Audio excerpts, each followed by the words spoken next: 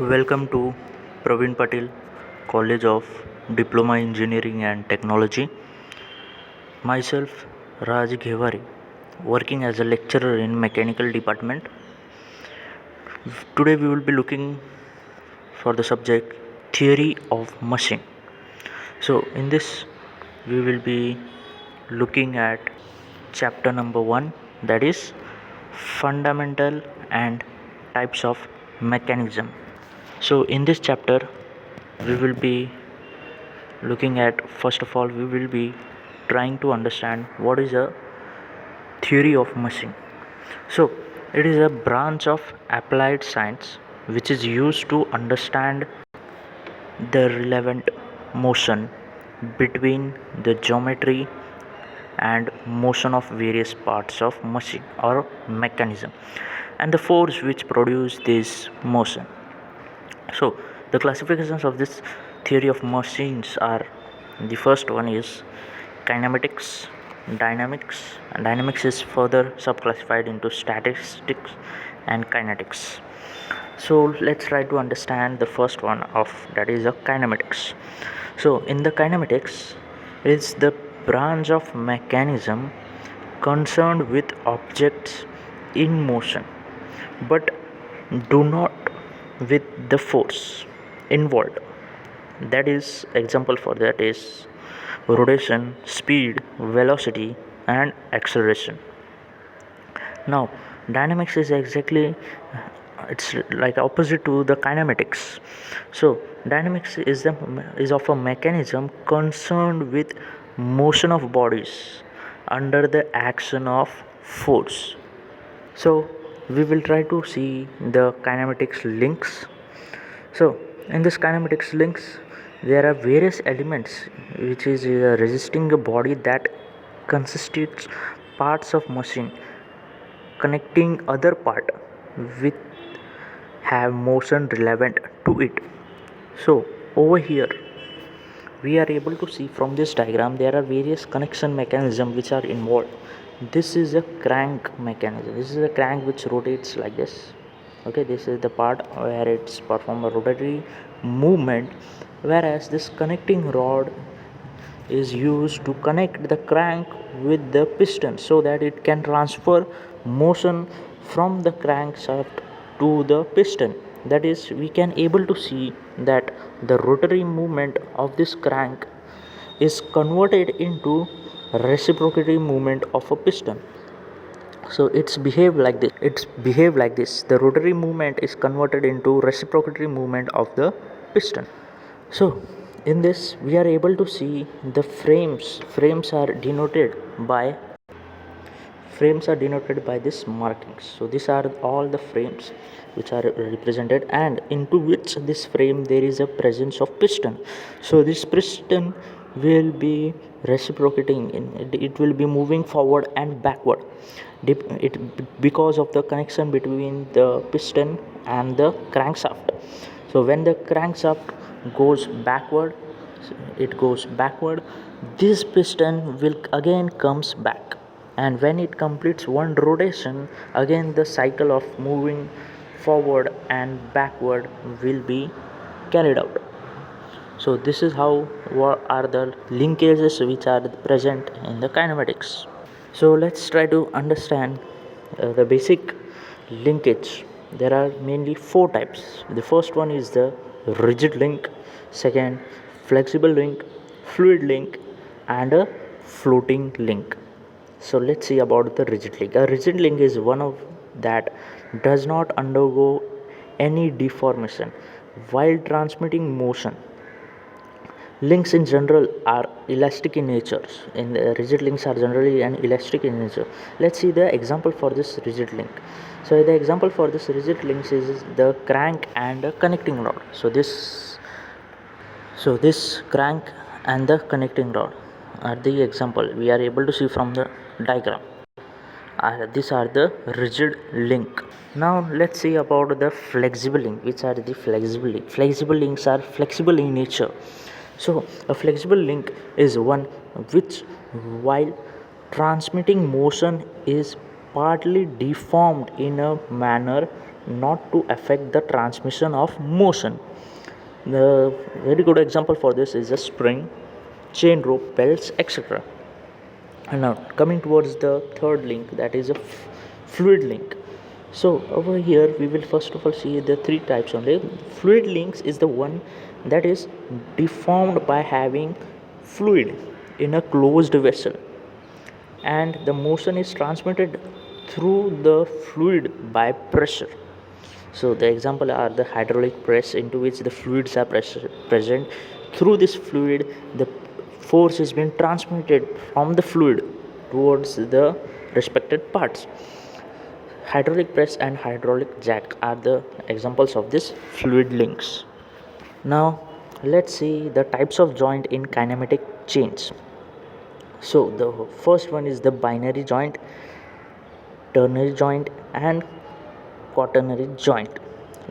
The first one, which we called as a binary joint, is when two links are joined together at a connection. The joint is called as a binary joint. So from this figure, this part of the figure represent the binary joint. Here two links are joined. This is the first one and this is the second one. Two links are joined, so that two links which are joined, we represent that as a binary link. Now let's see the tertiary link. So from the name itself, there is a linkage of the three links which are joined together. So when three links are joined together at a connection, the joint known as a binary. So over here the three links, when they are joined together, they form a tertiary joint. So that is the tertiary point. So we call it as a ternary joint. So from this we are able to see the three linkages. This is the first link, second link, and the third links. These three links are joined together. So because of this we call this type of linkage as a ternary joints. And the third type of linkage, that is a quaternary joint. So when four links are joined together at a connection, the joint is known as a binary part of joint. When the four links which is jointed together in the manner, we call that type of linkage as a quaternary joint. So here we are able to see this four linkage, first, second, third, and the fourth. These four links are joined together. They are representing as a quaternary joint. Now let's see the kinematics pair. So these are the kinematics pair. The elements, we will see the first one, that of a pairing elements. The geometry form by which two members of mechanism are joined together so that the related motion between these two is consistent are known as a pairing element, and the pair so formed is known as a kinematic pair. So from the diagram, these two pairs we are able to see that is forming a kinematic pair. Each individual link of a mechanism form a pairing element. So this is forming a pairing element. Let's see the types of kinematics pair. The first type of kinematics pair we will look at the based on the nature of contact between elements. So there are lower pair and the higher pair. Let's see the first one, lower pair. If the joint by which two members are connected has a surface contact, the pair is known as a lower pair. Example, pin joint, shaft rotating in bush, slider in slider crank mechanism. These are the examples of the lower pair. So why they are called as lower pair? Because these two members are connected as a surface contact. So that's why they are falls under the category of lower pair. So now we will quickly discuss on the higher pair elements. Now over here, the higher pair elements, if the contact between the pair element takes place at a point or along a line, such as in a ball bearing or between the two gears in contact, it is known as the higher pair. So the first diagram of the ball bearing represents the line of contact. Over here it is making a higher pair contact, whereas the second diagram is the diagram of a two gear teeth which is come in contact. So they are used for the transmission of motion from the first gear to the second gear. So this is falls under the category of higher pair element. And now let's see the second one, that is based on relative motion between pairing elements. So the first one we will see the sliding pair. Now in this sliding pair is constituted by two elements so connected that one is constrained to have a sliding motion related to the another. So here the sliding motion is performed over here for the first one, that is making a sliding pair element. Next is a turning pair element. Now in a turning pair element, what happens is when connection of a two element are such that only a constrained motion of a rotation of one element with respect to the other is possible, the pair consists of a turning pair element. From the second diagram we are able to see the turning pair element. This is the diagram for the turning pair element. Now let's see about the cylindrical pair. Now what does this cylindrical pair tells us about? If the relative motion between the pairing element is the combination of turning and sliding, then it is called as a cylindrical pair. So in a cylindrical pair it is nothing but the combination of turning and sliding. So it is a combination of turning and sliding. So this is the diagram of turning and sliding motion occurring. So is a cylindrical pair. This formation is of a cylindrical pair. So now let's discuss about the rolling pair. So when the pairing element have a rolling contact, the pair formed is called a rolling pair. Example are the bearing, belts and pulley.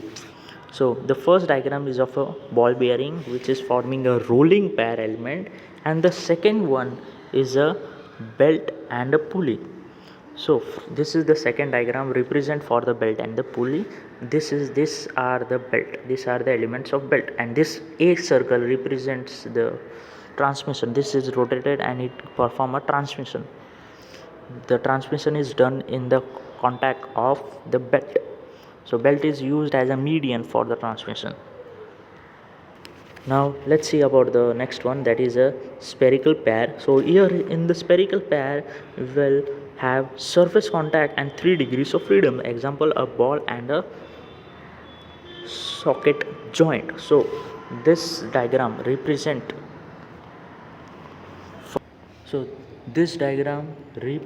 for the ball and socket joint.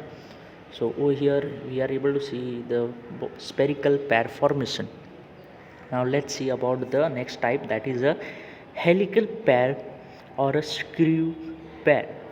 So from this diagram we are able to see this as a formation of a helical and a screw formation. Now this part is rotated in this direction so that it can be lifted up or down, depends on the type of rotation. This screw can moves upward or downward. Now in this type of a helical pair or a screw pair, we can also call as a screw pair.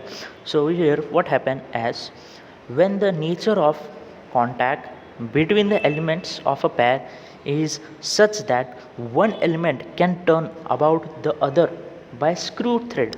So here we are able to see the threadings provided over here, so that are called as a screw thread. So it is known as a screw pair formation. So example of that is of nut and a bolt, which is making a formation of a helical pair, or we can also call it as a screw pair. So the third type of mechanism, the constraint, is based on the nature of mechanism, and the first one is a closed pair. So over here the element of pair held together mechanically due to their geometry constraint, a closed pair. They are also called formed closed or self-closed pair. The first diagram represent for the closed pair, whereas we will see what is a forced closed pair, or we can also call it as a unclosed. So over here, the elements of pair held together by the action of external force constitute unclosed or a force closed pair. Example, camp and a follower. So in this diagram of camp and follower, this is the diagram of camp and follower.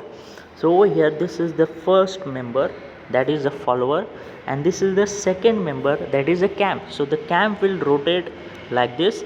So based on the rotation, this follower will move in upward and downward direction. So such kind of pair which is formed, we called it as a force closed pair.